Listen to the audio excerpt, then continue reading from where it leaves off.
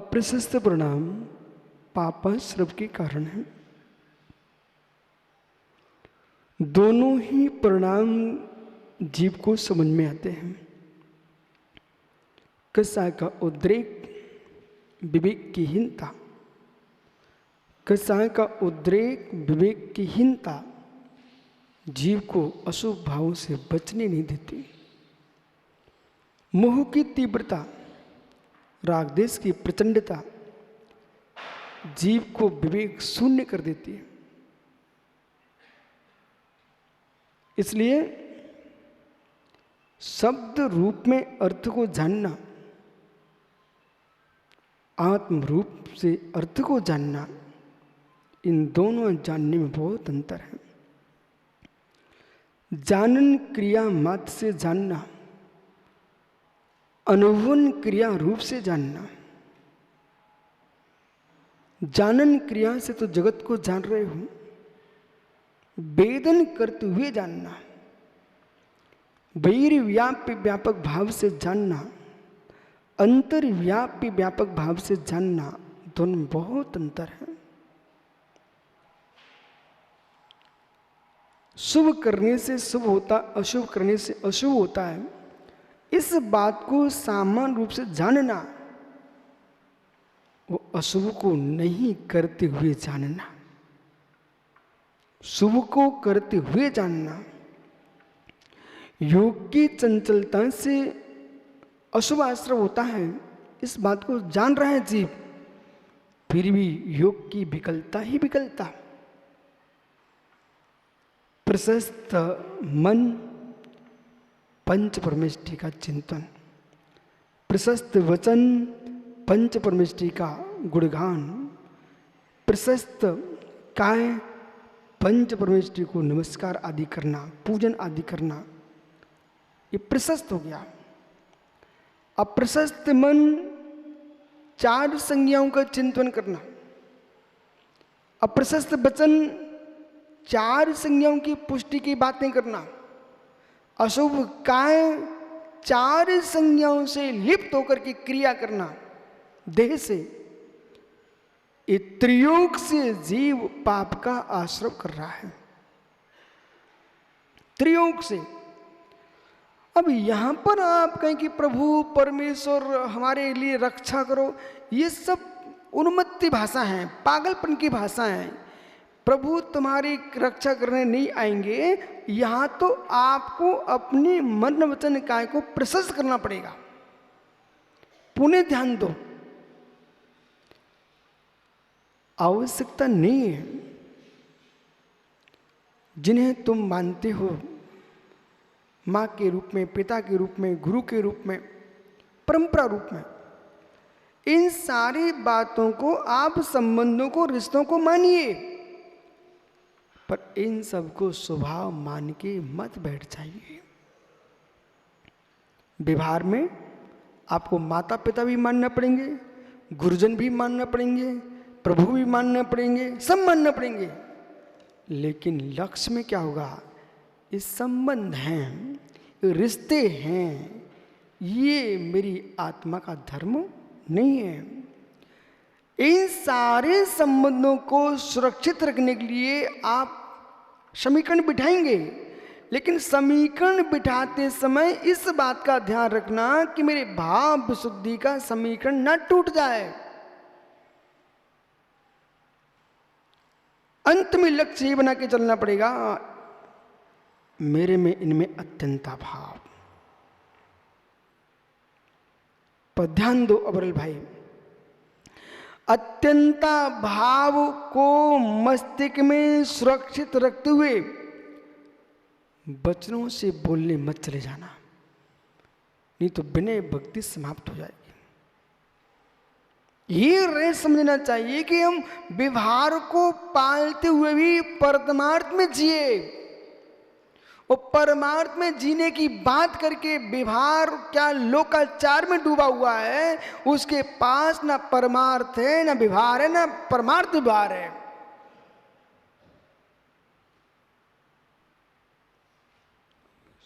सबके साथ हिल मिल के जी रहा है, लेकिन तब भी दृष्टि में है अत्यंताभाव। बार बार कहने की आवश्यकता नहीं है, आप मेरे कौन, मैं तुम्हारा कौन। ये तो निष्ठुर पुरुष की भाषा है। आप मेरे कौन, मैं तुम्हारा कौन। वो अज्ञानी। सद्भावना बना के चलो, कसाय बना के मत चलो। और जिस दिन स्वार्थ सिद्ध हो जाएगा उस दिन को सब मेरे हो जाएंगे। नहीं, समीकरण बिठाना जानो। अध्यात्म विद्या में जीते हुए व्यवहार मिटे ना। व्यवहार पालन करते हुए अध्यात्म से हटे ना।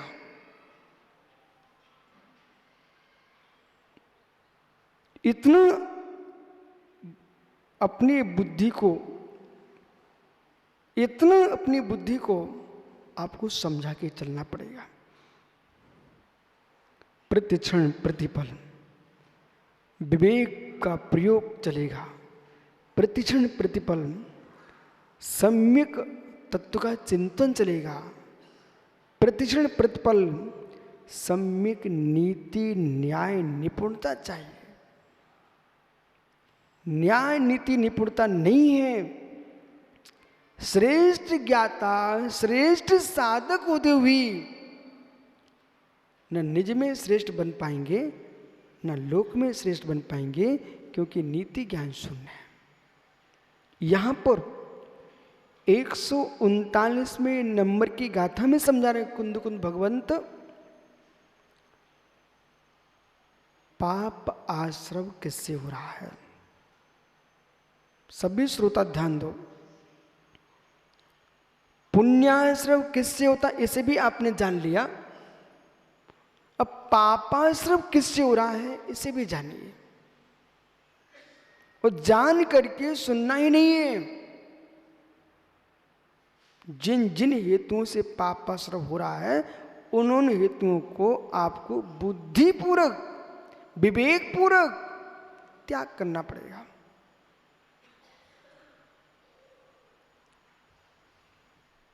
माताओं, घनघोर तप साधना भी कर लेते आप लोग। कभी नीरस, कभी उपवास, कभी एकासन, कभी रस पर त्याग। कितने कितने आप व्रत करते हो। सामान्य लोग तो आप सबको देख करके आश्चर्यचकित होते हैं, फिर भी स्थान वहीं रहे। तो खोजना चाहिए। जैसे हमने आहार पानी छोड़ा है, ऐसे आत्मा के भीतर उत्पन्न होने वाले विकारी भावों का भी उपवास करें। इसके साथ साथ छोटी छोटी बातों पर जो मन में संकल्प विकल्प खड़े होते हैं उनका भी प्रत्याख्यान करें। और मैं आपको बहुत अच्छे से बड़े विश्वास के साथ जिनवाणी और अनुभव से गुरु उपदेश से बोल रहा हूं, जितनी कठोर साधना आप लोग कर रहे हो ना, इतनी नहीं करना पड़ेगी। अल्प साधना से भी आपको प्रचुर निर्जरा होगी और प्रचुर रूप से पुण्य का आश्रय होगा। एक विषय बताऊं आपको। कमल काला जी, एक माँ को भोजन बनाते बनता है सुंदर स्वादिष्ट। उसको जो भी सामग्री दोगे वो सुंदर भोजन बना करके, सुपाच्य भोजन बना करके इतना सुंदर स्वादिष्ट बनाया कि जब भोजन करने लोग बैठते हैं उसके घर में कभी पतीली भर करके, कभी दाल नहीं फेंकना पड़ी नाली में, कभी रोटियां नहीं फेंकना पड़ी बाहर। मतलब उसको सफाई भी नहीं करना पड़ती बर्तनों की। बोले इतना स्वादिष्ट बनाती है कि लोग थाली चाट चाट के पोंछ पोंछ के खा जाते हैं। अब विषय पकड़ो, वो तुम्हारा दुर्भाग्य भाग्य पर टिका है। मिला नहीं मिला ये विषय अलग है। आप विषय समझो मैं क्या बोल रहा हूं। उस मां को कुछ भी फेंकना नहीं पड़ता, पूरा परिवार खुशहाल प्रसन्न चित्त, मोहल्ले में उस घर की चर्चाएं होती रहती हैं, कभी जूठन नहीं पिकता, दुर्गंध नहीं आती घर में। बस भोजन की भी दुर्गंध भी नहीं आती, भाषा की भी दुर्गंध नहीं आती। जिनके घरों में स्वादिष्ट भोजन नहीं बनता और लोगों के चित्त प्रसन्न वाला भोजन नहीं बनता है, उनके घर में दुर्गंधमयी भाषा होती है। और क्यों? जब चित्त प्रसन्न नहीं होगा तो लड़ते हैं आपस में, फिर इसका मतलब इनके यहाँ भोजन अच्छा नहीं बनता। अब यहां विषय समझो, महात्मा जी विषयांतर नहीं। एक मां इतना स्वादिष्ट भोजन बना रही है, उसको कुछ भी नहीं फेंकना पड़ रहा, ठीक है। तो दूसरी मां से कुछ भी नहीं बनता। दाल थी वो बिगाड़ के रख दी, कहीं पानी दिख रहा था, कहीं दाने दिख रहे थे। रोटियां थी भी कहीं जला दिए तो कहीं कच्ची छोड़ दिए। आप दूध लेके आए थे, चावल लेके आए थे, खीर बनाई, सो कहीं दूध बह रहा है, कहीं चावल बह रहा है, दिख रहा है। जो जो सामान आप लेके आए थे, और हुआ ये कि जिसमें नमक डालना था उसमें फिटकरी डाल दिए, जिसमें फिटकरी डालना थी उसमें नमक डाल दिया, और जिसमें फिटकरी ने नमक डाला उसमें बूरा डाल दिया, दाल में बूरा भर दिया और दूध में नमक भर दिया। अब आयुर्वेद शास्त्र कह रहा है दूध में नमक पिएगा उसके नेत्रों की ज्योति नष्ट हो जाएगी। जो व्यक्ति दुग्ध में नमक का प्रयोग करेगा उसके नेत्रों की ज्योति मंद हो जाएगी। जहां पर कपूर का बघार देना था वहां पर नमकीन बघार डाल दिया, और जहां नमक का बघार देना था, मसाले का बघार, वहां पर कपूर का दे दिया। मतलब कुल मिलाकर के संपूर्ण वस्तु जहर बन चुकी। रुक जाना कमल भैया, अब घर के द्वारे पर क्या मिलेगा? कमल भैया, घर के द्वारे पर क्या मिलेगा? घर के द्वारे पर भोजन पड़ा मिलेगा और घर के भीतर क्लेश मिलेगा, क्योंकि पति कमा के लाया उसने सब बर्बाद करके रख दिया। तो घर के बाहर तो कचरा मिलेगा और घर के भीतर झगड़ा मिलेगा। ये क्यों हुआ? ये क्यों हुआ? सामग्री तो बराबर थी ना। विधि के न जानने के कारण भोजन कचड़ा हो गया। विधि के न जानने के कारण भोजन कचड़ा हो गया। विधि के न जानने के कारण भजन कचड़ा हो गया।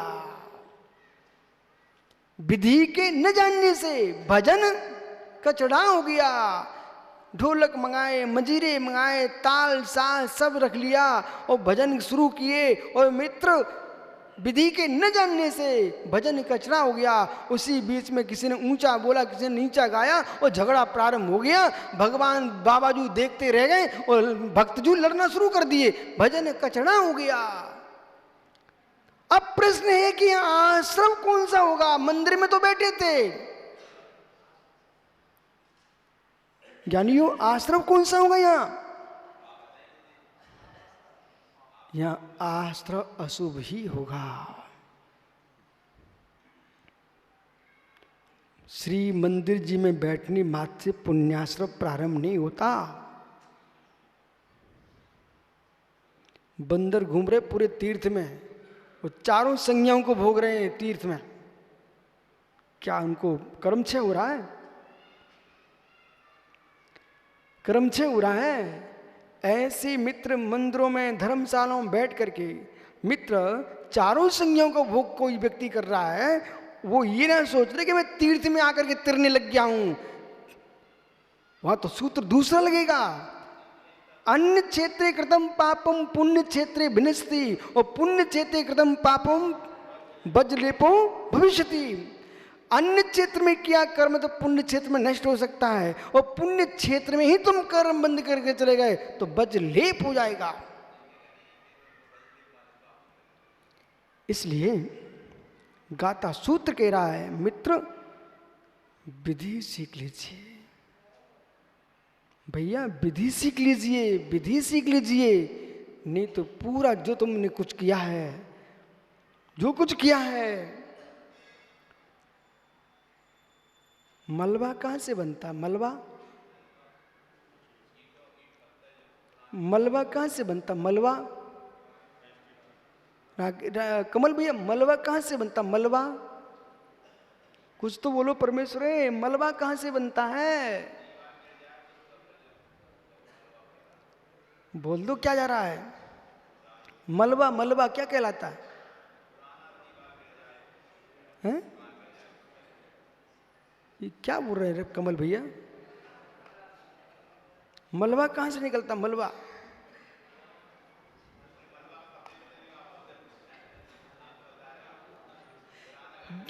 ज्ञानी ये कितनी सुंदर बिल्डिंग बनी हुई है, और यदि अभी गिर जाए तो मलबा हो जाएगी ना। बस समझ गया ना, जिसके अंदर तुम सुख से रह रहे हो उसे ही हटाने के लिए हजारों रुपए खर्च करना पड़ेंगे, और मेरे मित्र मलबा बन जाएगा, मलबा। ऐसे ही यदि आपने इस भवन को मन वचन काया के योग को संभाल लिया तो महल बन के रहोगे, और इसे बिगाड़ लिया तो मलबा हो जाएगा, तो तुमको फेंकना पड़ जाएगा।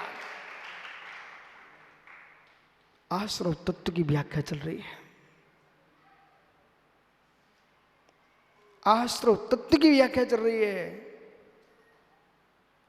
धर्म करने पराश्री भाव से कहीं जाना मत, और यात्रा को जाओ कमल भैया, पर की भोजन की पोटली देकर के यात्रा करना जाना मत। ये भूल मत करना जीवन में कभी, कि मित्र की शादी हो गई तो ये मत सोच बैठना कि अब तो मुझे शादी की जरूरत नहीं है, कि मित्र की पत्नी तो आ गई, वो मित्र की पत्नी तुम्हारी पत्नी व्यभिचारी कहलाओगे। ऐसे ही दूसरे का टिफिन लग के आ गया, चलो चलता हूं मैं सम्मेश्वर की वंदना के लिए, कलेवा तो बन गया है मित्र के घर में, ये भूल कर मत लेना। तुम कितनी ज्ञानी हो, कितनी धनपति हो, पर दूसरे के कलेवे के बल पर तुम चलोगे तो वहां तुमको ऐसे ही बैठना पड़ेगा। जब वो खोलेगा अपनी पोटली को, जैसे आप देखना कहीं किसान खेत में भोजन करने बैठता है तो एक आध स्वान भी आके बैठ जाते, दूर जाके बैठते हैं, पर बेचारा देखता रहता दूर से, ये कब टुकड़ा फेंकेंगे तो मुझे भी मिल जाएगा, कब टुकड़ा फेंकेंगे तो मुझे भी मिल जाएगा। तो जैसे एक स्वान किसान के खेत पर बैठा बैठा देखता कि मुझे फेंक दें, ऐसे दूसरे के तुम कितनी ज्ञानी हो, कितनी धनपति हो, लेकिन दूसरे के भोजन के आश्रय से तुम यदि गए वहां पर तो तुमको भी ऐसे ही देखना पड़ेगा, कब ये पोटली खोले, कब हमसे क्या, आओ कमल भैया भोजन कर लो। मित्र, दूसरे का भोजन, दूसरे की स्त्री और दूसरे का भजन कभी तुम्हारे काम में नहीं आएगा।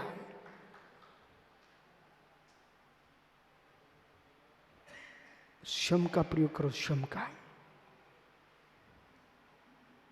पराश्रय भाव।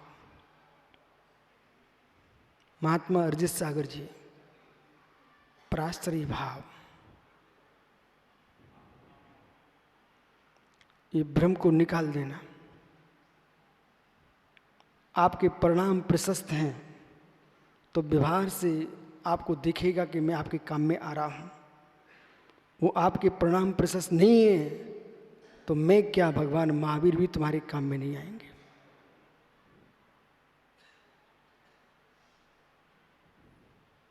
आपके भाव अच्छे हैं तो भगवान की जय बोल लोगे आप तो तुम्हारे लिए पुण्याश्रम हो जाएगा, और भाव अच्छे नहीं है तो भगवान तो अपने में है, वो तुमको ना पुण्य दे रहे ना पाप दे रहे, अपने भावों को देखो।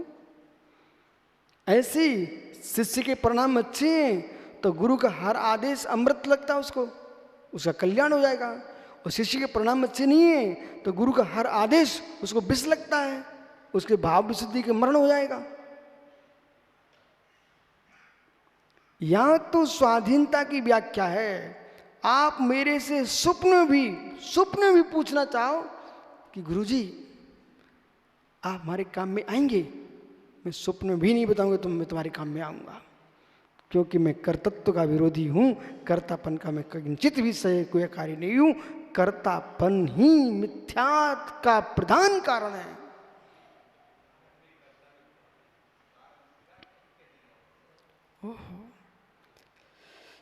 कारक मिथ्यात नहीं है, पर कारक मिथ्या है। कारक मिथ्या नहीं है, पर कारक मिथ्या है। आप टेंशन मत लो, मैं तो कमल काला के मुख से बुलवाता हूं। हे मित्र, राकेश पंडित को क्यों परेशान करे, कमल काला को बोलता हूं। मित्र, कमल भैया जो आपकी सासू की बेटी के मन में अच्छे परिणाम चल रहे हैं, तीर्थ बंदना के चल रहे हैं, मुनिराज की सेवा के चल रहे हैं, तो इससे आपको स्वर्ग मिल जाएगा ना। वो तो ऐसे कर रहा भाई। मित्र काला जी, आपकी बेटे की मां के अंदर मुनिराज को दान देने के भाव आ रहे हैं, तीर्थ बंदना के भाव आ रहे हैं, जिनवाणी स्वाध्याय के भाव आ रहे हैं, तो उसके पुण्य भावों से आपका कल्याण हो जाएगा ना। हा। देवी यहां आई है क्या? अच्छा मित्र इधर देखो ना, आप घबराओ मत, उसको खड़ा मत करो आप, तो वो ऐसे ही समझ लेगी। कमल भैया, एक अगला प्रश्न है। माना कि उस देवी के पोषण के लिए, सुख से जीने के लिए आपने व्यापार किया, बहुत सारे व्यापार में झूठ भी बोलना पड़ गया, बहुत सारा छल कपट भी करना पड़ गया। इन सब का फल अब तुम देवी से पूछ सकते हो। जब तुम भोगने जाओगे तो उसमें देवी सहकारी बनेगी क्या? पूछना जरा, क्या बोल रहे? लो भैया, मंगाओ चुल्लू भर पानी। भरी सभा में उसने मना कर दिया, तुम कितनी मेरे लिए कमा के रख जाओ, लेकिन तुम्हारे पाप का फल तुमको ही भोगना पड़ेगा। देवी ने भरी सभा में बोला है आपसे। हो सत्य समझ में आ गया? अजय सागर, देखो, एक सामान्य गृहस्थ इस बात को स्वीकार कर रहा है कि पत्नी का पुण्य पत्नी को ही मिलेगा और पति का पुण्य पति को मिलेगा। मेरे मित्र, भले व्यवहार में दंपति कहलाती हो, भले अर्धांगिनी कहलाती हो, भले यूं कहें कि भाई कि मेरा घर है ये, लेकिन ये घर गृहस्थियां ये राग तक ही चलती हैं। सत्यता ये है, पत्नी का परिणाम पति नहीं भोगेगा और पति का परिणाम मेरे मित्र पत्नी नहीं भोगेगी, पुत्र का परिणाम पिता नहीं भोगेगा, पिता का परिणाम पुत्र नहीं भोगेगा। प्रत्येक जीव स्वतंत्र है, स्वाधीन है, एक दूसरे का कर्तव्य तो किसी में होता नहीं है। इसलिए तुम्हारे कर्म को मैं नहीं भोगूंगा, मेरे कर्मों को आप नहीं भोगेंगे। अड़ू अड़ू स्वाधीन है।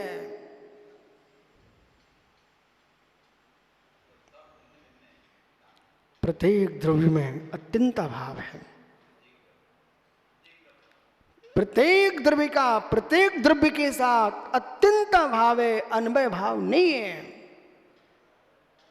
इसलिए कमल भैया, अब मित्र थोड़ा संभल के जीना। ऐसे दिन भी आते हैं, हम आप लोगों में झगड़ा नहीं कराने के लिए नहीं बोल रहा हूं, आपकी दुर्गति ना हो जाए इसलिए बोल रहा हूं। कमल भैया, आप विश्वास रखना, भले आप कमा के सब कुछ देते हो, तब भी होशियार पत्नियां अपना पैसा अलग से छुपा के रखती हैं।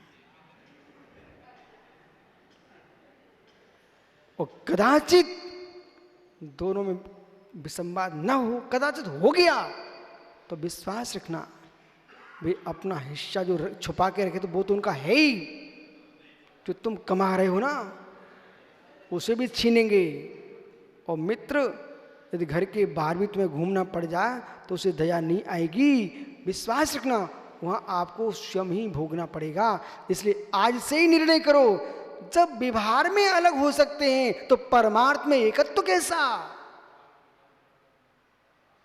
आप लोग घबराना नहीं, हम आप लोगों को झगड़ा नहीं करा रहे हैं, हम तो ये बता रहा हूं कहीं भ्रम में मत पड़े रहना। वात्सल्य रखो, प्रेम रखो, लेकिन इस बात का ध्यान रखो, हम दोनों स्वतंत्र हैं। एक दूसरे के नियोग से, एक दूसरे के राग की पुष्टि होने पर भी जो बंद चल रहा है उसमें किसी का हिस्सा नहीं होगा। होगा? धन पर हिस्सा हो सकता है, धरती पर हो सकता है, लेकिन सुख दुख कर्मों पर किसी का हिस्सा नहीं है। इसलिए ज्ञानी आज सोने के पहले सोच लेना, अड़ू अड़ू स्वतंत्रता करता, सोच लेना। वो समझ में आ जाए तो मुझे सबसे पहले, आजकल आप ही दर्शन करने पहुंचते हो तो बता देना सुबह, गुरुजी ये सोच लिया हमने।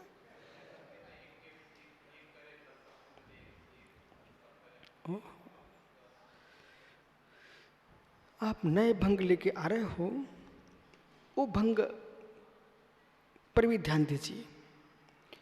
एक कर्म करे अनेक फल मिले, उसका हेतु समझिए। एक ने अशुभ किया है, तुमने अनुमोदना की, तो तुमको उसके कर्म का फल नहीं है, तुम्हारे कर्म अशुभ की अनुमोदना का फल तुमको मिल रहा है अनेक को। इसी प्रकार से एक ने शुभ किया है और हजारों ने अनुमोदना की है, तो कृत का फल नहीं है, वो अनुमोदना का फल है। आप ऐसा कर लीजिए कि बहुत अच्छा होगा, अजीत सागर वैसे तो मस्त मोटे दिखते हो, 12 से 34 व्रत कर लो। तो 12 से 34 व्रत में क्या ना, प्रत्येक व्रत की अलग अलग माला है, उसमें कृत, कारित, अनुमोदना सब। लेकिन नहीं कर सको तो विकल्प मत करना, कम से कम 12 से 34 माला फेर लो, तो उसमें आपको इतना मालूम चल जाएगा कि कृत का भंग अलग है, कारित का फल अलग है, वो अनुमोदना का फल अलग है। जब आप 108 प्रकार से आश्रयों की व्याख्या करेंगे तो आपको मन वचन काय, कृत कारित अनुमोदना और संभ्रम समारंभ आरंभ और क्रोध मान माया लोभ, इनको आप जो है ना गुणा कर दीजिए परस्पर में, तो कितने हो गए? 108 हो गए। 108 हो गए।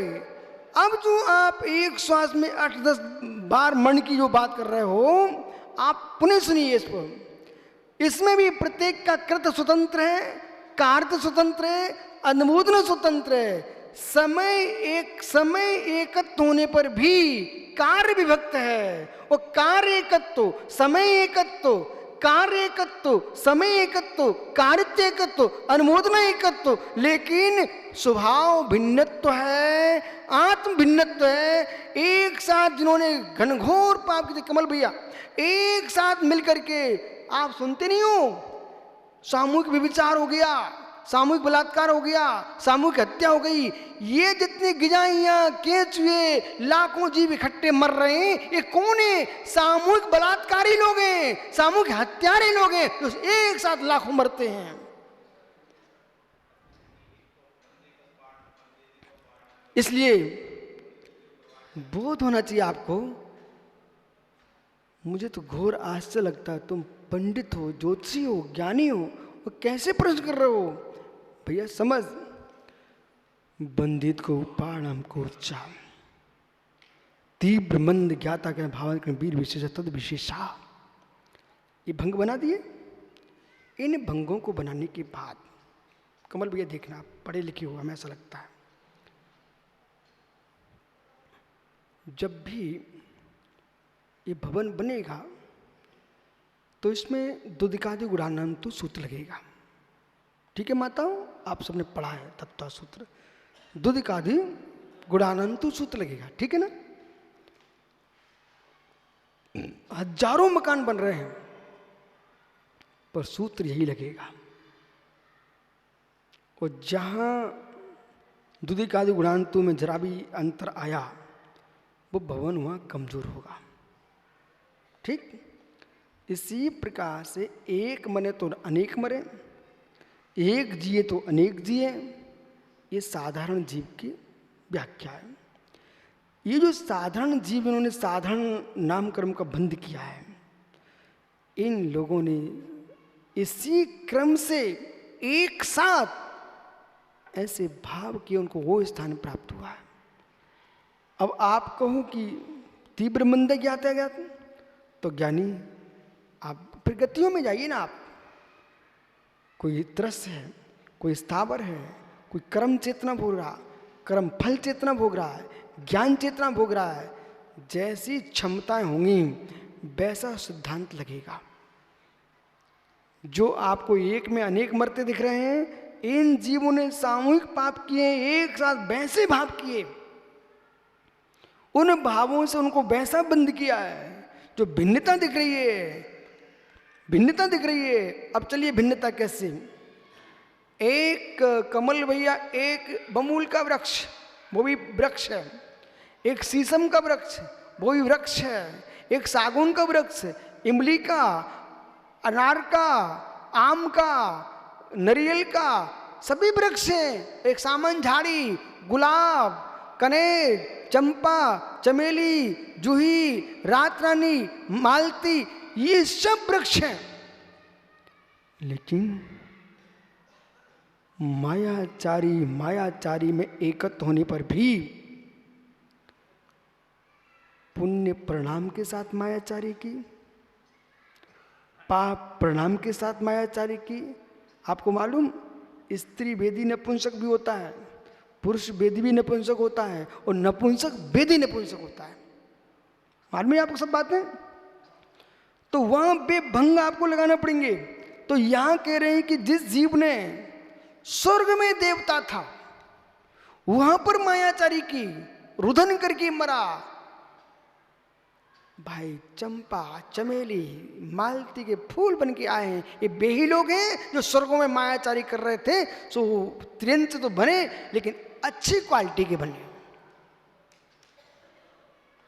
पशुओं में देखिए, बेपशु भी हैं जो लोक में पूजते हैं। कोई गाय बन रहा है, कोई हाथी बन रहा है, पूज रहे हैं लोक में। कुछ ऐसे हैं लोग डंडा मार के भगाते हैं, बेचारे स्वान है, बोले सुअर है, इन्हें कोई देखना ही पसंद नहीं कर रहा है। इसलिए यहां पर आपको प्रत्येक स्थिति में जहां एकत्व बंध रूपता है, वहां एकत्व रूपता है, या भिन्नत्व बंध रूपता है, वो भिन्नत्व रूपता है। भैया आप तो सब मुनिराज बैठे हो यहां पर। इन मुनिराजों के अंदर भी आप देखिए, सभी मुनिराज चर्या में एकत्वभूत होने पर भी सबके स्वभाव भिन्नत्व है, सबके यश में अंतर आ रहा है, सबकी पूजा में अंतर आ रहा है, कीर्ति में अंतर आया है। ये मालूम, ये श्रावकों के द्वारा भेद नहीं है, ये हमारे कर्म के उदयजन्य भेद है।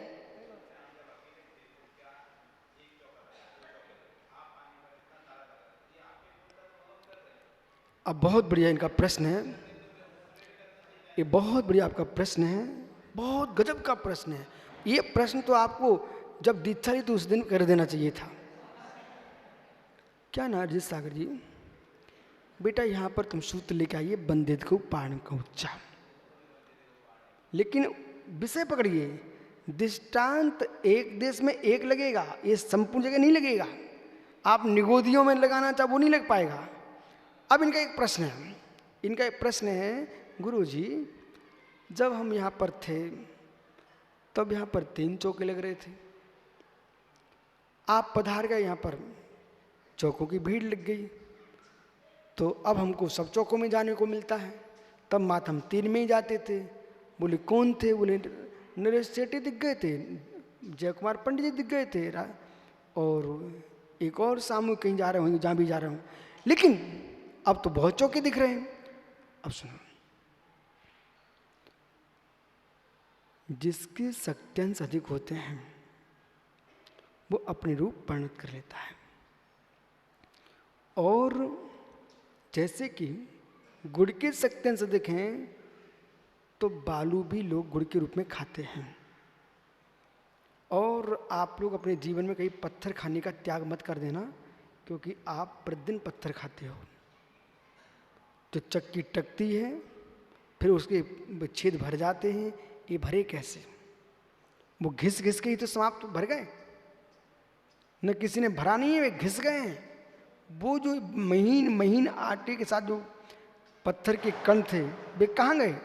तुम्हारी रोटी में गए हैं, लेकिन आटे का शक्ति अंश अधिक था, इसलिए आज तक किसी ने ये नहीं कहा कि हमने पत्थर खा लिया। पर पत्थर खाया आपने, बराबर। वहां शक्ति अंश अधिक थे, किसके? आटे के। ऐसे ध्यान दो, ये तो मनुष्य है, पंचेंद्रिय है बेटा। द्रव्य स्वभाव प्रकाश, द्रव्य तत्व प्रकाश, ये दो ग्रंथ अलग अलग हैं। द्रव्य तत्व प्रकाश नाम का ग्रंथ एक आचार्य भावसिंह विद्याचार्य स्वामी का बहुत वर्ष पूर्व सोलापुर से, महाराष्ट्र से प्रकाशित हुआ। इस ग्रंथ में लिखा है, भैया, एक इंद्रिय जीव का यशा कीर्तन इतना प्रचंड लवकुश कि तुम्हें कोई 2 कौड़ी का ना पूछे बेटा, और पत्थर को लोग पूज रहे हैं। तो वहां तुम मनुष्य गति की दृष्टि से तुम ही श्रेष्ठ हो, पर ईशा कीर्ति पुण्य प्रगति से एक इंद्रिय इतनी प्रचंड है कि सम्मेय शिखर के पर्वत के कण कण में जो जीव बैठा है, उसका इतना पुण्यात्मा जीव है, वे एक इंद्रिय जीव, मिथ्या दृष्टि होने पर भी सारा जगत आकर के यूं यूं, जो पाषाण की प्रतिमा बन रही है, गोमटेश बाहुली स्वामी से मिलो, उस एक इंद्रिय जीव का ऐसा कीर्ति पुण्य प्रगति इतनी प्रचंड है कि पूरे राष्ट्र में नहीं, विश्व में बाहुली स्वामी प्रसिद्धि पा रहे हैं। अब तुम कहो नहीं नहीं नहीं गुरुजी, ये तो हम भगवान केवली की स्थापना निक्षेप से पूछ रहे हैं। मित्र ध्यान दीजिए, मेरी तरफ देखिए, केवली की स्थापना तो अनेक पत्थरों पर है, केवली की स्थापना तो अनेक प्रतिमाओं पर है। सभी प्रतिमाओं पर भीड़ क्यों नहीं जा रही है? वहीं क्यों जा रही है? क्योंकि वहां पर जो जीव एक इंद्रिय है, उसका इतना ऐसा कीर्ति नामक्रम है कि वहीं लोग दौड़ के होकर पहुंचते हैं। तो ये आपको सारी कर्म की प्रकृतियां देखना पड़ेंगी। अब यहां क्या आपको पकड़ना है कि एक विशिष्ट प्रतिमा होती है, और जब विशिष्ट प्रतिमा होती है तो शेष प्रतिमाओं के पास भी लोग नमस्कार करने जाते हैं। ऐसे तुम्हारे पास तुम्हारा गुरु पुण्यात्मा है, तुम्हारा आचार्य पुण्यात्मा है, तो मित्र एक के नियोग से, पहले समझो, अभी घबराओ मत, एक के नियोग से सबको फल मिल रहा है। पर अभी रुकना, अभी आप इति मत मान लेना। गेहूं के खेत में पानी लगता है, लेकिन बथुओं को भी पानी मिलता है। लेकिन व्यवहार क्या बोलेगा? एक के नियोग से सबको पानी मिल रहा है, एक व्यवहार का एक पक्ष है, लेकिन उस खेत के बथुओं का भी पुण्य है कि ऐसा संयोग उनको मिला, कि उनको ऐसा नियोग मिला कि उनके नियोग से उनका भी पेट पल रहा है। ऐसे पुण्यात्मा मिले हैं। तुम्हारा पुण्य ये नहीं है कि हमारे पास भीड़ हो जाए, पर तुम्हारा ये पुण्य है कि भीड़ वाले के साथ रह रहे तो हमको भी भीड़ मिलती है। इसलिए यह हम स्वतंत्रता ही लेके आएंगे। ये पुण्य हमारा अवश्य तुम कह लो, लेकिन तुम्हारा भी ये पुण्य है कि तुम उनके शिष्य बने हो। राजा का पुण्य कि वो सम्राट है, पर रानी का भी पुण्य कि सम्राट की रानी बना है।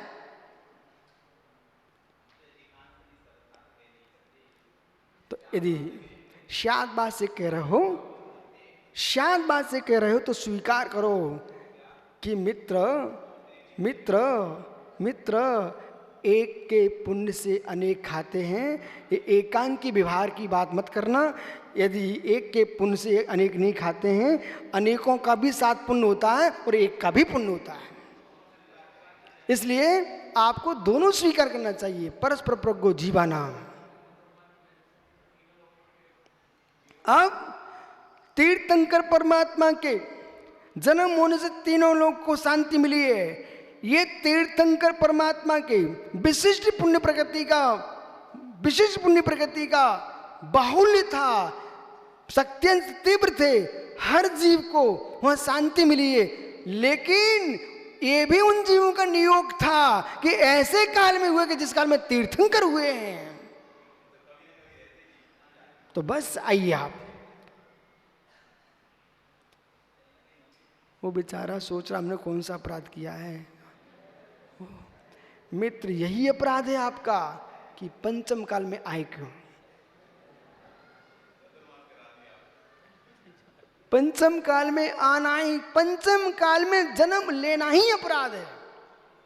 ओ हो, ये मैं नहीं कह रहा हूं, पद्म पुराण में उल्लेख आया, पद्म पुराण में उल्लेख आया, राकेश पंडित जी, पद्म पुराण में लिखा कि गुणमाला के साथ लक्ष्मण की शादी हुई। मालूम आप लोगों को, गुणमाला के साथ लक्ष्मण की शादी हुई। लक्ष्मण जी ने कहा गुणमाला से, आप अपने पिताजी के घर रहो, मैं जाता हूं। तो गुणमाला ने कहा स्वामी, आपको छोड़ करके मैं कैसे यहां रह सकती अकेली, तो मालूम आप आएंगे कि नहीं आएंगे, क्या मालूम मुझे। तब लक्ष्मण ने कहा, क्या कहा मालूम, गुणमाला से कि हे प्रिय, यदि मैं वचन दे के वापस नहीं आया तो मुझे पंचम काल का मनुष्य बनना पड़ेगा। बालको, पंचम काल में तुम मुस्कुरा रहे हो, चतुर्थ काल में लोग गाली समझते थे कि पंचम काल का नाम ले तो गाली दे दिया। ओह, कलयुग में जन्म लेना, जैसे आज कोई कह दे काला जी मेरी बात सुनता कि नहीं भाई, छठवें काल का मनुष्य बनेगा, तो तुमको कितना बुरा लगेगा कि मुझे छठवें काल के मनुष्य की बात कर रहे हो। ऐसे ही चतुर्थ काल में निश्चय बेटा, पंचम काल के मनुष्यों का नाम ले तो गाली लगती थी, गाली।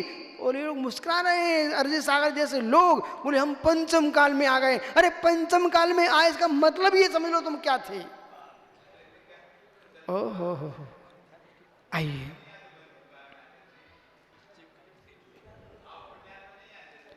जैसा चतुर्थ काल का पुण्यात्मा जीव होता है वैसा पुण्यात्मा नहीं है मित्र, लेकिन सर्वथा पुण्यहीन भी नहीं है। हम दिगंबर मुद्रा से युक्त हैं।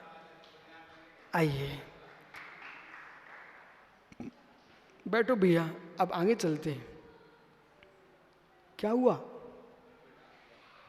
आज आप थोड़ी चर्चा जरूर कर लेना कि हमारे पापों के आप हिस्सेदार होंगे क्या, ठीक है।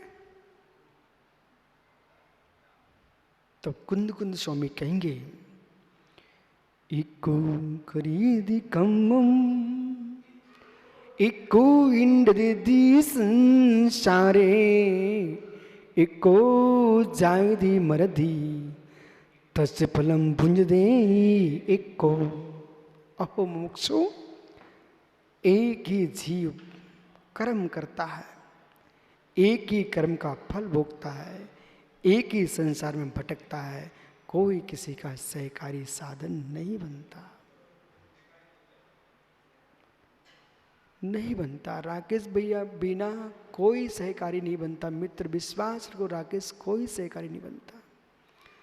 जो चाहे घर के हों, चाहे समाज के हों, चाहे राज्य देश के बाहर के हों, जब विपत्ति आती है ना, सब दूर खड़े हो जाते हैं। ये संसार ऐसा है, जब तक बटलोई ठंडी है तो ढक्कन सिर पर रहता है, और जैसी उबाल आता है सबसे पहले ढक्कन फेंक जाता है। तो ढक्कन जैसे दुनिया में बहुत लोग हैं जो मेरे मित्र समय देख करके भाग जाते हैं। चरिया पमान बहुला, चरिया पमान बहुला। ज्ञानी ध्यान दो। अब कुशल क्रिया में प्रमाद, सामायिक का समय आए तो नींद, और गप का समय आए तो नींद भग गई। मतलब तीव्र पाप का उदय चल रहा तुम्हारा। धर्म चर्चा प्रारंभ हुई तो अर्ज सागर गोल, वो कर्म चर्चा जब तक हो रही तब तक बैठे शांति से। हमने मित्र ऐसे ऐसे लोग देखे हैं, यहाँ झगड़ा हो जाए ना तो पूरा हाल भर जाए, और कोई अच्छी बातें करें तो सब खिसक जाए। तो हाल भरा है झगड़े के समय, समझ लो ये नारकी लोग इकट्ठे हो गए, वो अच्छी बातों के लिए भीड़ हुए तो समझ लो ये देवता लोग आ गए। इसलिए अभी ये सब देवता हैं, भविष्य के भगवान बैठे, जिन्हें नहीं सुना है सब भगवान हैं भविष्य के। हाँ, आप भी भब्बो तो आप भी भगवान हो। चलिए अपमान बहुला है। क्या हुआ? बहुत अच्छा प्रश्न है आपका। इसमें आपको पूर्व में कुछ निकल गया विषय इसी ग्रंथ में। साग सागर जी, जपा कोटि 1 करोड़ पुष्प चढ़ाए, एक माला फेरे, 1 करोड़ फूल चढ़ाने की अपेक्षा से एक माला फेरने वाले को पुण्य अधिक मिलता है। और 1 करोड़ माला फैले और एक व्यक्ति ध्यान करे तो ध्यान करने वाले को पुण्य अधिक मिलता है। अब ध्यान रखना, आरती जो है वो द्वैत भक्ति है, सरल है विषय। स्वाध्याय अंतरंग तप है, कठिन है।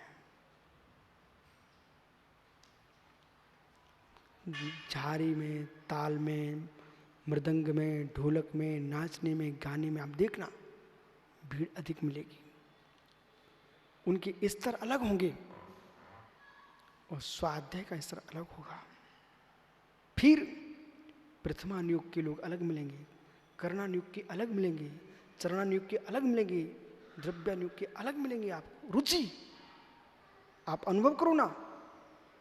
तो ये जो प्रज्ञा है ना, ये पुण्य आश्रय है। अपनी डायरी पर लिख सकते हैं आप लोग, जो प्रज्ञा है ना सुब्रत साहब, ये पुण्य आश्रय है। अग्नि में सुगंध निकलती है, आपने सुना कभी? अग्नि में सुगंध सुना कभी आपने? आज ही सुन लो फिर। शिवम बेटा, अग्नि में सुगंध, अग्नि में दुर्गंध। 2 किलोमीटर दूर भी मुर्दा जल रहा होगा तो मैं यहां से बता सकता हूं यहां कहीं मुर्दा जल रहा है। अब सुनना ध्यान से, अग्नि में तद्रूप न सुगंध थी न दुर्गंध।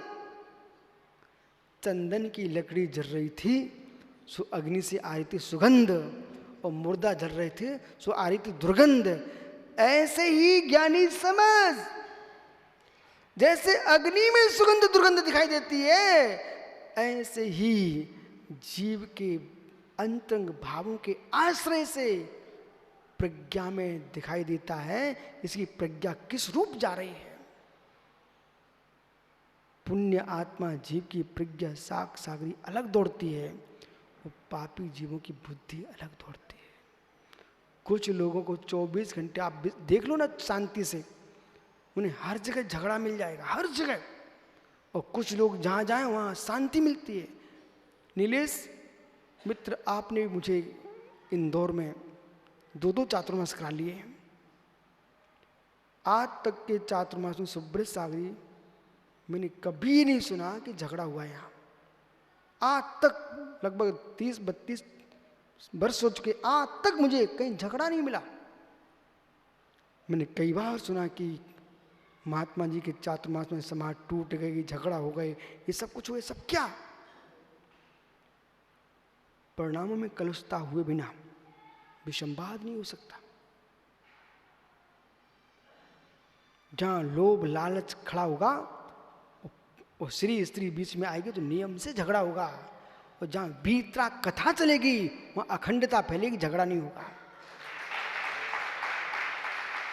अखंडता। बंचर जंगली जीव मुनिराज के चरणों में खड़े हो जाते हैं, ये किसके बल पर? क्योंकि वहां स्त्री नहीं होती, श्री नहीं होती है, वो आकांक्षा नहीं होती है, इसलिए हर प्राणी उनके पास होता है। जब आकांक्षा खड़ी हो जाएगी लोग दूर भाग जाएंगे। आप ऐसा करो, कल से आप प्रवचन में टिकट लेना शुरू कर दो तो लोग अपने आप आधे हो जाएंगे। अथवा ऐसा घोषणा कर दो, जो प्रवचन में यहाँ आएगा 13पंथी कोटि में उनको 1.25 लाख रुपये दान देना पड़ेंगे। वे बेचारे धीरे से अपना दूसरे स्थान देख लेंगे। मित्र, भक्ति से दान लो, चूसो मत, चूसो मत। समाज को नींबू का फल मत बनाओ कि पूरा निचोड़ दो। इस समाज को जैन समाज रहने दो। इसके पास ऐसे लो दान तुम, जैसे वृक्ष से फल निकालते हो तो अगले वर्ष पुनः फल आएंगे, और तुम वृक्ष ही निकाल दोगे तो फिर फल कभी नहीं आएंगे। कमल काला जी, एक नियम आप ले लो, हितकारी नियम है, ले लो भैया, खड़े हो जाओ, टेंशन मत, तुम खुश हो जाओगे। नियम आपका ये है, जितना जेब में होगा उससे दान करोगे परिवार का ध्यान रखते हुए। दान दे घर में झगड़ा हो ऐसा दान मत देना। दान जरूर देना, लेकिन दान का कर्जदार बन के दान मत देना कि अब तुम किस्तें भर रहे दान की, कर्जदार बन गए हो। क्यों कमा रहे हो? राकेश बीना कमा रहा किस्त भरने के लिए। अब वो विशुद्धि बनेगी? बोले 1 करोड़ बोल दिए थे, अब उसकी किस्त भर रहे, रो रहा है बेचारा, उसमें तो बोल के आ गया, अब रोते रोते दे रहा है। अरे दान दे मन हर्ष विशेष से, दान देकर के हर्ष होना चाहिए कि रोना चाहिए? आज से तुम्हारा नियम है भैया, क्या जितना जेब में है वो घर की स्थिति देख करके दान करेंगे, दान जरूर करेंगे, लेकिन किस्त भरना पड़े ऐसा दान आज से नहीं करेंगे। आप करो कार्य सर। बेटा भी मुस्कुराएगा, बेटे की माँ भी मुस्कुराएगी, आप भी मुस्कुराओगे। मालूम, मैं आहार लेने जाता हूँ, आपने कभी देखा होगा कि आपके गिलास में दूध होता है ना, मैं दूर से देख रहा तो आप समझ देख नहीं पाया, मैं देखता हूँ कि ये बिल्कुल समाप्त होने वाला है, तुरंत अंजलि बंद कर लेता हूँ। हमारा आगम कहता है हम गोचरी वाले, हम गधाचरी वाले नहीं हैं। अर्थ समझो कि समझ गए आप लोग? मुनियों की चर्या क्या है माता जी? गोचरी, बराबर। तो गोचरी वृत्ति का अर्थ होता है कि गाय जब चरती ना, ऊपर ऊपर चरती, कभी जड़ नहीं उखाड़ती, तो वही आज चरते के जाएगी तो दूसरे दिन उसी पर और पत्ती आ जाएंगी। जो गधा होता ना, वो ऐसे पकड़ता है पूरी जड़ उखाड़ लेता है। तो जैन मुनि गधाचरी नहीं करता, गोचरी करता है, किसी के पात्र को खाली नहीं करता है, ऊपर लेता है।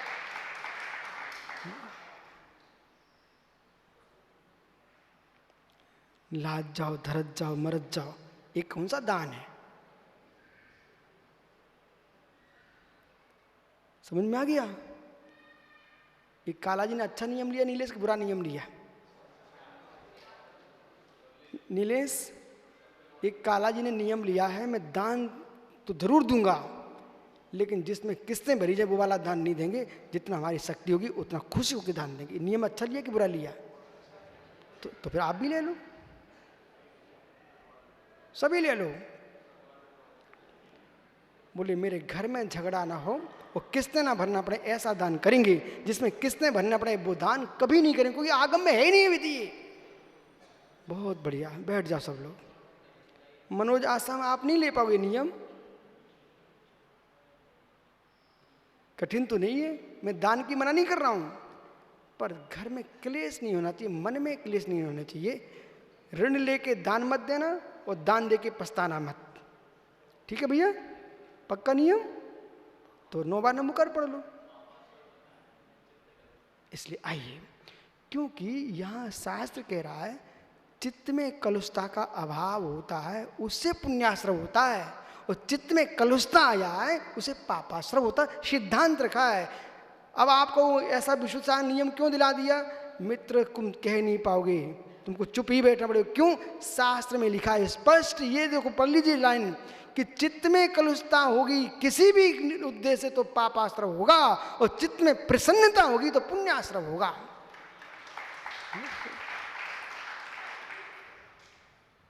चर्या प्रमाद बहुला, वो जिसमें प्रमाद बहुला,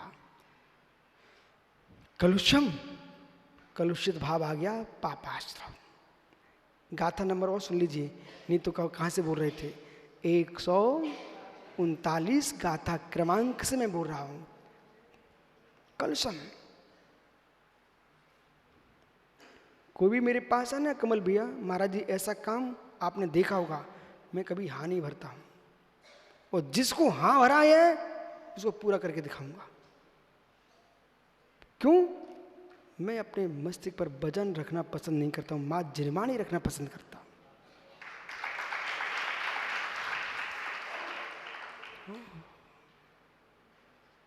कलुषम लोलुधा।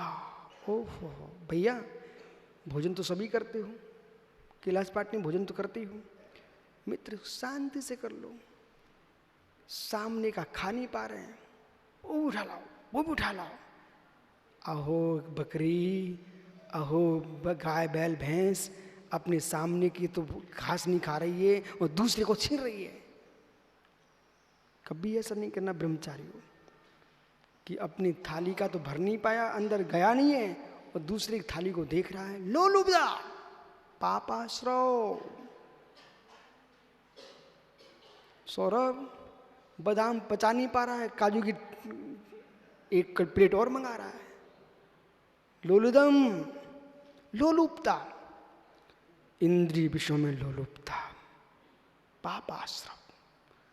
अब एक विषय का निर्णय कर लो, गुरुजी हमने चोरी की नहीं है, झूठ बोला नहीं है, विचार किया नहीं है, परिग्रह जोड़ा नहीं है, हम दरिद्री और पापी और मेरे सब उल्टा उल्टा क्यों हो रहा है? बेटा कहूं भैया, अभी मैं नाग सिवनी गया है मध्य प्रदेश में, वहां से भी महाराष्ट्र मिल गया मुझे। बालाघाट गया, वहां से भी महाराष्ट्र मिल गया।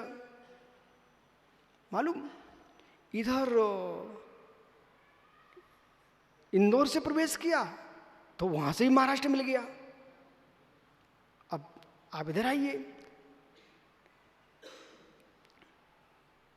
कहां कहां से पाकिस्तान लग जाता है।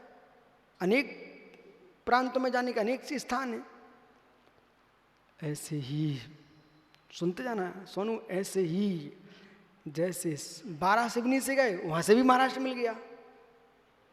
वो जब इधर से आते हैं, मुरैना गया तो राजस्थान मिल गया, शिवपुर गया तो राजस्थान मिल गया, मालूम मथुरा से गया तो राजस्थान मिल गया, इधर इंदौर से गया तो थोड़ी दूर वहां से राजस्थान मिल गया। ओहो मित्र, कहां कहां से बॉर्डर लग जाते हैं, तुमको सब जगह ध्यान रखना पड़ेगा। कौन से स्थान से कौन सा शत्रु, कौन सा आतंकी घुस रहा है, ये पता रखते कि नहीं रखते हो? कि समुद्र के मार्ग से आ रहा है, कि आकाश मार्ग से आ रहा है, कि जमीन खोद के आ रहा है, कहां से घुस रहा है आतंकी? ऐसे ही आपको मालूम होना चाहिए कि हिंसा से घुस रहा है, कि चोरी से घुस रहा है, कि मित्र मिथुन से घुस रहा है, कि परिग्रह से घुस रहा है, कि व्यभिचार से घुस रहा है, कि रसना इंद्रिय की लोलुपता के द्वार से घुस रहा है। पाप कुछ नहीं किए पर 24 घंटे खाओ खाओ खाओ, पाप घुस गया। अब समझो दरिद्रता क्यों बढ़ रही घर में। 24 घंटे खाओ खाओ खाओ खाओ, भोग भोजन, भोग और भोजन, भोग और भोजन, कहां से पुण्य बढ़ेगा? ना अष्टमी देखो, ना चतुर्दशी देखो, ना दीपावली देखो, ना पर्यूषण देखो, भोग भोजन भोग भोजन, पुण्य बढ़ेगा तुम्हारे पास? पाप ही बढ़ेगा। सुन लो ये लिखा लोलुपता। बोले हम तो मंदिर में बहुत रहते थे। अरे मंदिर में तो रहते थे और पूजा करके गए और 4 थाली तो खाई तुमने रबड़ी की और 5 थाली खाई बादाम के हलवा की। अब कह रहे कछु नहीं खाओ हमने, और दे दो। ओहो लोलुपता। यशोधर सागर जी कछु नहीं, 5 कटोरी बादाम का दुआ और 5 कटोरी जो है खीर और 5 कटोरी रबड़ी और 10 रोटियां, बाकी कछु नहीं खाओ हमने। अब का बेटा तो पूरा घर का घर खा के आएगा क्या? मतलब ऐसी लोलुपता जिसके मस्तिष्क में हो। अब अंकुश कह रहा पुण्य बढ़ जाए गुरुजी, अब कहां से पुण्य बढ़ जाए? लोलुपता विशेषु। देखो भाई कमल भी आपने चातुर्मास करवाया तो सुनना तो पड़ेगा मेरे मित्र, सुनना पड़ेगा। ऐसा नहीं, इसे सुन लोगे तो भविष्य में तुम्हारे चातुर्मास हो जाएंगे। विशेषु पर प्रताप बादो, दूसरे का अपवाद करना, दूसरे को पीड़ित करना, दूसरे की निंदा करना, इससे पाप आश्रव होता है। समय अधिक हो गया है, इसकी दोनों टीकाएं जयसेन स्वामी अमृतचंद स्वामी के अपन कल विचार करेंगे और इस गाथा पर विशेष व्याख्या अपन कल करेंगे, क्योंकि बहुत सारे सत्यवादी पाप आश्रय कर लेते हैं। किसी की कोई भूल दिख गई, कासलीवाल जी, उसको छुपा के रखना। किसी के जीवन की भूल का प्रचार करने से भी पाप का तीव्र आश्रय होता है। हम तो सही कह रहे थे, तुम सही नहीं कह रहे थे, दूसरी का अब बात फैलाया है, तुम्हारा पाप आश्रय प्रारंभ हो गया। कल करूंगा चर्चा यदि पर्याय रही तो, और ये रहस्यों को सुनो, रहस्यों को समझो, तब लगता है कि कोई पाप नहीं करे। तब भी मालूम, एक व्यक्ति को बाबा जी, एक व्यक्ति को कैंसर हो गया और डॉक्टर के पास गया, बोले डॉक्टर साहब मैंने कभी बीड़ी पी नहीं, सिगरेट पी नहीं, गुटखा खाया नहीं, तम्बाकू खाई नहीं, हो कैसे गया? डॉक्टर बड़े प्रेम से कहता है, भाई साहब आपका मित्र कौन था? बोले मित्र एक अधिकारी था। वो क्या करता? कुछ नहीं, बस वही था, वो सिगरेट पीते थे। वे सिगरेट पीते थे ना, तुम क्या करते? जब वे सिगरेट पीते थे ना, उसका धुआं सूंघने में बहुत अच्छा लगता था, तो धुआं सूंघ सूंघ के उनको कैंसर हो गया। ऐसे तुम पाप नहीं कर रहे हो, पापियों के पास बैठोगे तब भी पाप का बंद होगा, अनुमोदना करने से होगा। जाओ। आत्मा स्वभावम परिभाव भिन्नम, आत्मा स्वभावम परिभाव, आत्मा का स्वभाव प्रभाव अत्यंत भिन्न। महावीर स्वामी।